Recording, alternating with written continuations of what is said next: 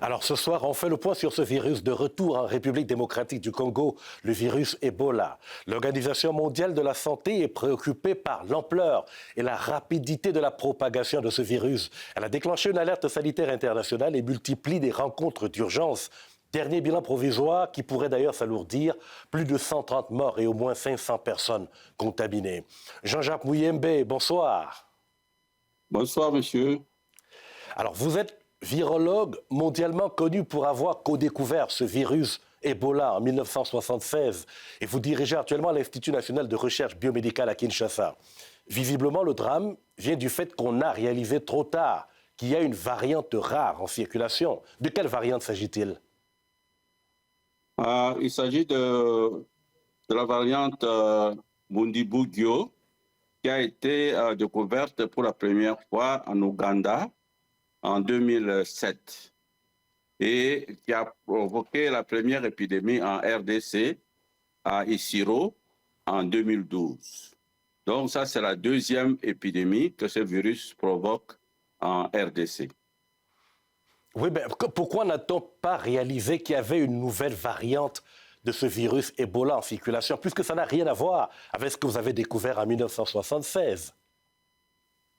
Oui, le problème, c'est que dans notre laboratoire de province à Bunia, les techniciens utilisaient la technique de GeneXpert avec une cartouche pour détecter le virus le plus fréquent qui est Ebola Zaïre.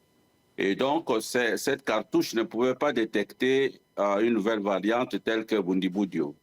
C'est comme ça que ça a pris un peu de temps avant que les échantillons soient envoyés à Kinshasa, à l'INRB, où nous avons d'autres plateformes pour les diagnostics. Nous avons utilisé donc Altona et puis également le RadiOne. C'est ça qui nous a permis donc de nous orienter vers la variante Bundibugyo. Alors, il faut préciser que cette variante Bundibugyo, qui est très rare actuellement, n'a ni vaccin ni traitement pour la stopper. À quel point est-il dangereux donc en ce moment? Voilà, à quel point devient-elle dangereuse cette propagation du virus? Oui, c'est ça le grand défi, parce que, bon, d'abord, les médecins ne sont pas habitués à ces virus. Et puis, ce virus provoque en fait des symptômes cliniques qui ressemblent plutôt à du palu ou bien à la fièvre typhoïde. C'est donc comme... et puis, les signes de saignement, les signes hémorragiques étaient plutôt rares. C'est comme ça que donc, la détection du virus a pris du temps. Mais professeur Muyembe, comment travaillez-vous sur une variante, sur un virus, dans une zone qui connaît une telle instabilité avec ce conflit? Comment recevez-vous les échantillons? C'est là le défi également.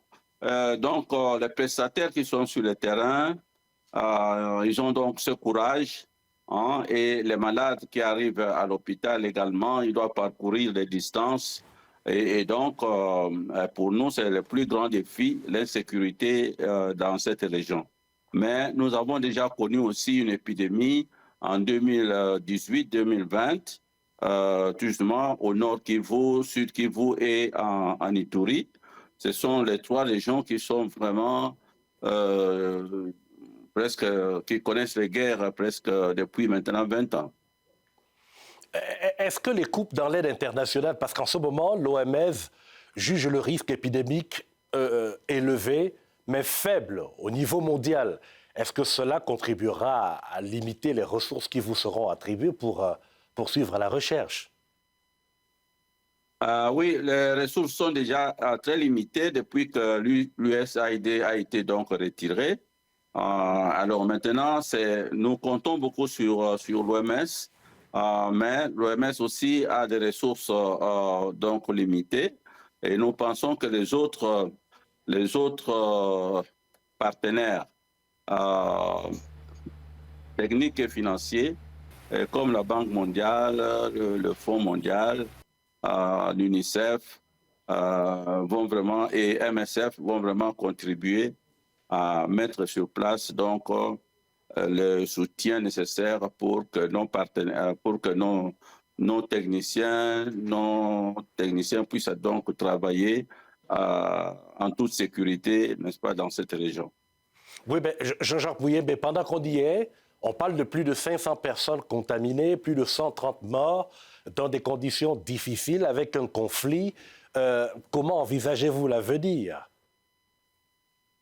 Bon, nous disons que le danger est là. Le danger est là, mais nous comptons, le pays compte surtout sur l'expertise, n'est-ce pas, de ses enfants, parce que c'est notre 17e épidémie.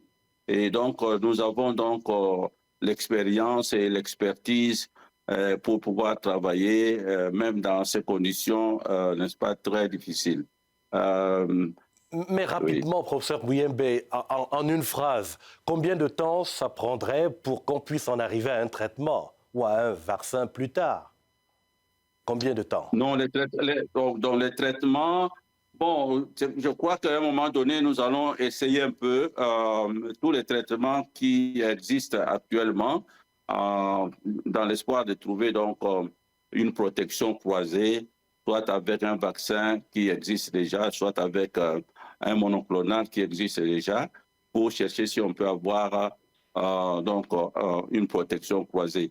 Donc, nous ferons certainement des études cliniques qui peuvent nous orienter vers un vaccin ou bien vers un produit.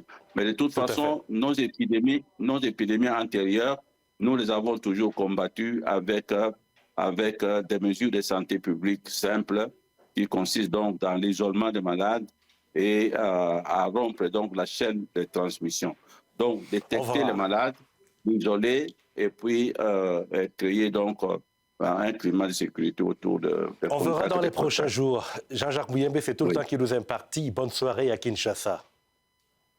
Bonne soirée à vous. Merci.